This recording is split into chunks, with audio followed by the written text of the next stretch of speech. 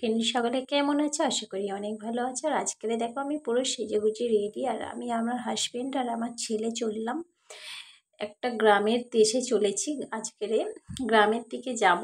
তো আজকের বিশ্বকর্মা পুজোয় সবাইকে শুভেচ্ছা জানাই।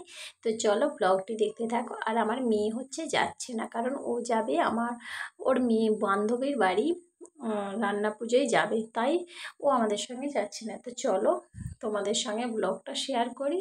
আর আমি রেডি হয়ে বেরিয়ে পড়েছি, রাস্তায় হাঁটতে হাঁটতে যাচ্ছি। তো আজকের আমি অনেক দূরে যাব, সেই বাওয়ালির দিকে যাব। বাওয়ালি নামটা শুনতে কিন্তু বাওয়ালি ফেলেও অনেক দূরে যাব। তো চলো তোমরা পুরোপুরি ভিডিওটা দেখতে।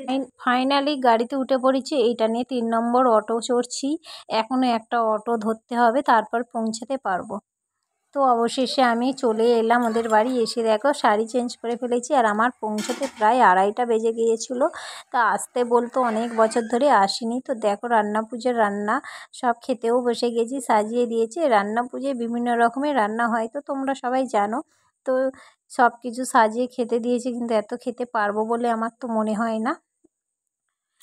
তো যাই হোক, সুন্দর করে পরিপাটি করে খেতে দিয়েছে। তো অনেক বছর আমি আসিনি, আসার জন্য বারবার বলে, তাই রাগ করে বলে এবছর এলাম।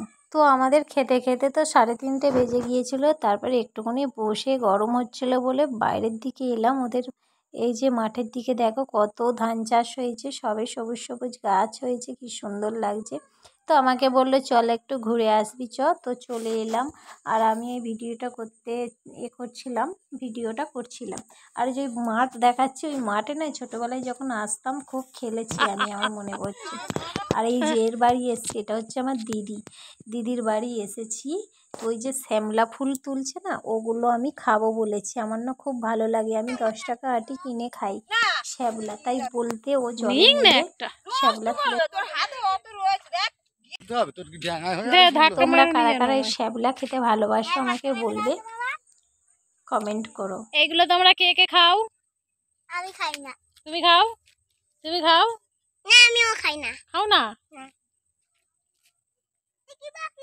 এক গাবার মতন হলেই হবে, এক গ্লাস দিতে হবে। তো শ্যামলা তুলতে তুলতেও অনেক দূর চলে গেছে। তো আমি বলছিলাম আমিও নাববো, তুলবো। তো আমাকে নাবতে দেয়নি, কারণ আমার শাড়িটা ভিজে যাবে বলে, তাই।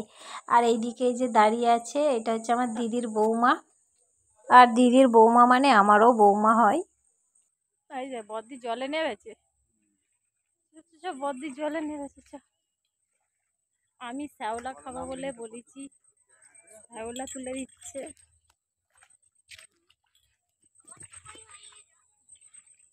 অত জলে নামতে হবে। আর এদিকে দেখো দিদির জায়ের বৌমা হচ্ছে সাইকেল চালাচ্ছে, আর আমার দিদির বৌমা চড়ছে। তো খুব ভালো লাগছে আমার এখানে এসে। আর এখানে আমি আগে তো আসতাম অনেক আগে। আর এই যে আমার পিছনে জঙ্গলটা দেখছি, এর ভেতরে না সবজি চাষ হয়, প্রচুর সবজি তুলেছি, বাঁধাকপি, অনেক কিছু যা চাষ হতো সব তুলেছি। তো এই রাস্তাটার মধ্যে এটা একটা রাস্তা, তা মাঠের মধ্যে খুব স্মৃতি জড়িয়ে আছে। তো কেমন লাগলো তোমাদের ভিডিওটা অবশ্যই কমেন্ট করে বলো। তারপর ওই দিক থেকে শ্যামলা তুলে চলে এসেছি, আর আমি কচু গাছের গোড়ায় খুঁজছিলাম কচুর লতি পাওয়া যায় কি না। তো সেটা দেখে বলে ওই দিকে মোটা মোটা আছে, চ তুলে দিই বলে ওই দিক থেকে আবার চলে এলাম এই দিকে। আর ওদের এই দেখো ধান চাষ করার মেশ ট্র্যাক্টর সব কিছু রয়েছে। তো এই দিকে এসে আবার আমরা কচুর লতি তুলতে লাগলাম।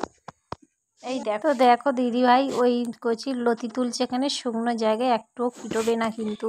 তো আমি কচুর লতি, শ্যামলা আর একটা জিনিস কিন্তু এখান থেকে নিয়ে যাচ্ছি। আজকের দুর্গা ষষ্ঠীর দিনে যে ফোঁটা দেওয়া হয় ফল দিয়ে, সেই ফলও কিন্তু দেখতে পেয়ে তুলে নিয়েছি।